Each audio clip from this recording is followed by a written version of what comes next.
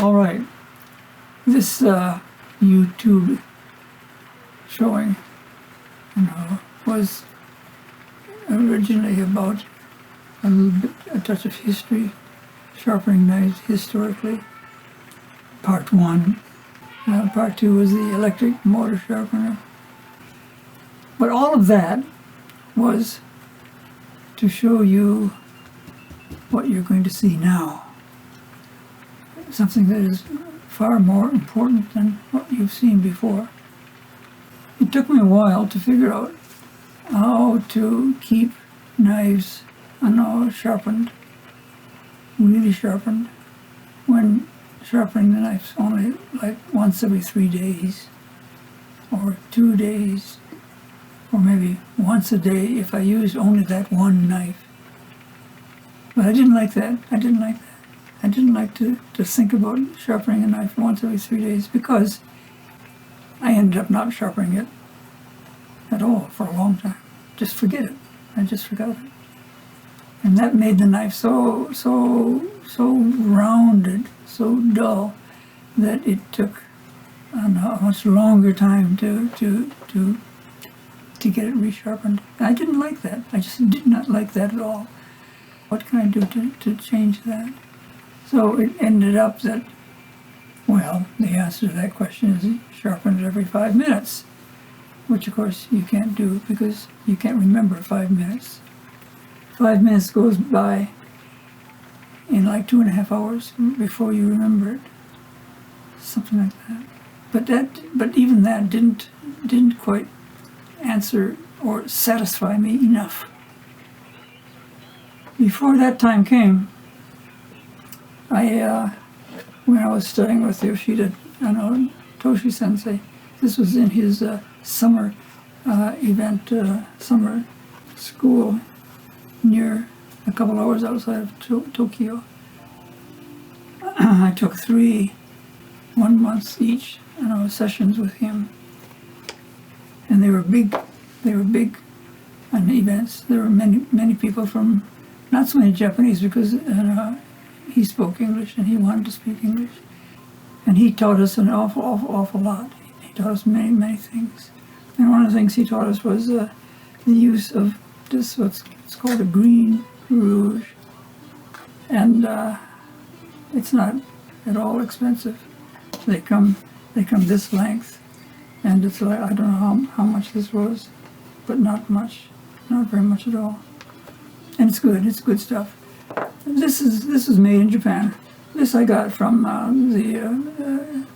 McLean's in Portland, Oregon. The difference between these two, and this is one that you want, is that this is poisonous, quite poisonous. I mean, you don't eat it because it's hard, but you don't use it in your hand and then lick your fingers, because it'll give you a headache, to say the least. And the length is like this. I cut it into 5 small pieces because they last a long time. The one that I have, which I'll show you in a minute, has lasted maybe 20 years. Just a piece like this, 20 years.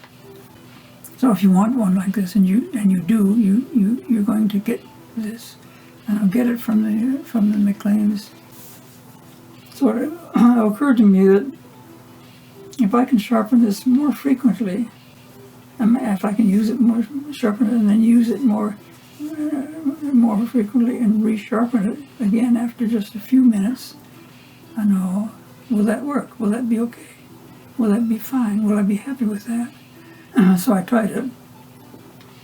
Turned out to be the answer to everything that I've said to you before. Chapter 1 and Chapter 2. Chapter 2 is good if you're working in a group or a school, but if you're working by yourself, and if you take some trips, and during the trips you want to do some sharpening, you can't carry that motor sharpener with you. So I worked on several ideas, but the final idea that I came up with was to make a leather knife sharpener. It can be any size, it can be any leather, but it has to be the rough side. Not the smooth side of the leather, but the rough side. Because the rough side will pull off more of this than the smooth side. I have a smooth side sample here somewhere, but maybe the cat ate it. And you just do this, and then whatever knife you're working on now at the time, and we'll be working with this one. Then I have to, because of my eyes, I have to hold this up a bit and sharpen like that. And I can see it when it's low, and I know about it.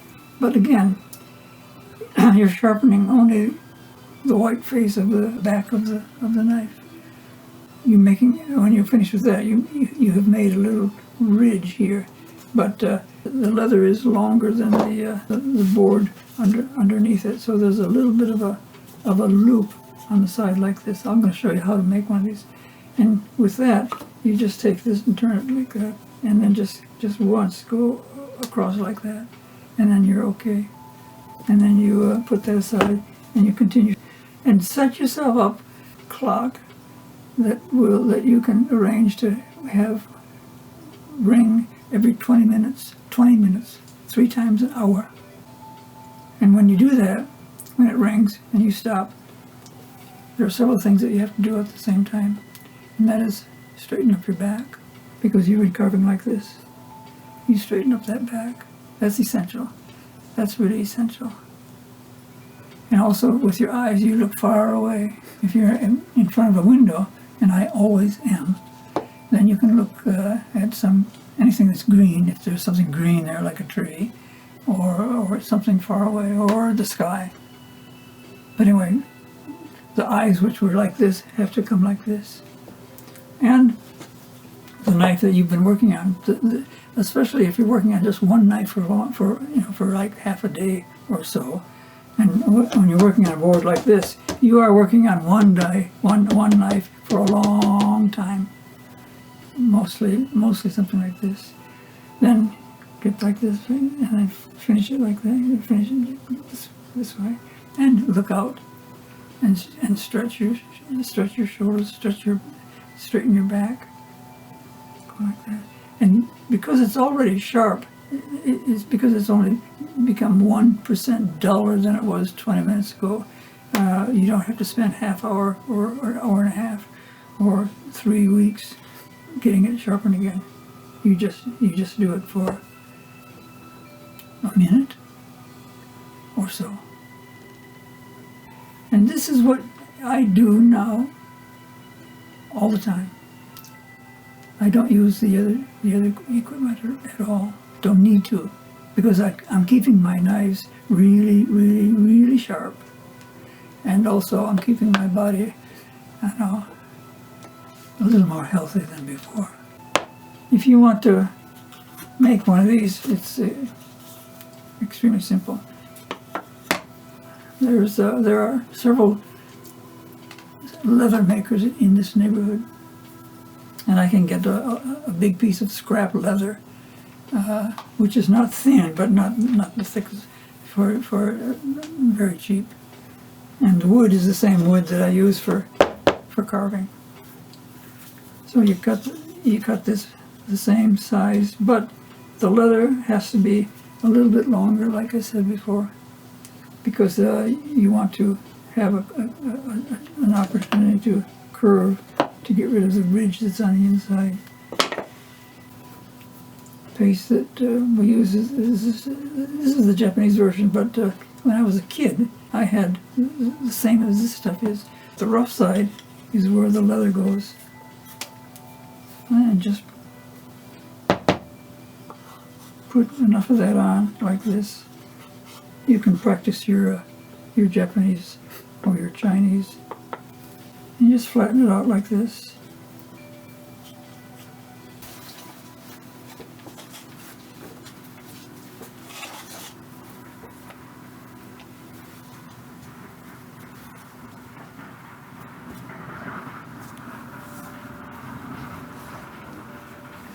And then if you have something like a brick or a really nice flat stone, wait for 20 minutes, and then use this one. at first when you use one of these, it's going to take some time before it gets to be as green as mine up here. It's going to take some, and you don't wash this off. You don't clean it. You just leave it like that. Although you do keep it into an envelope, and then roll it into a wrapper like that. You just build it up, and then take your knife.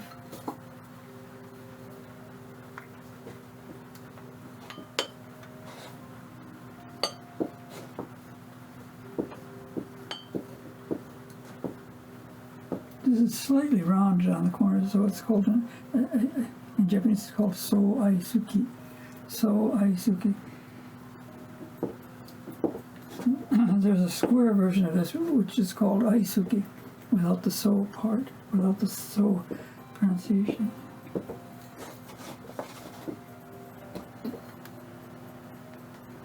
Nice, nice, nice, nice. It's what I want. It's easy to get. No problems, no doubt. It's still the sharpest version that this knife can hold.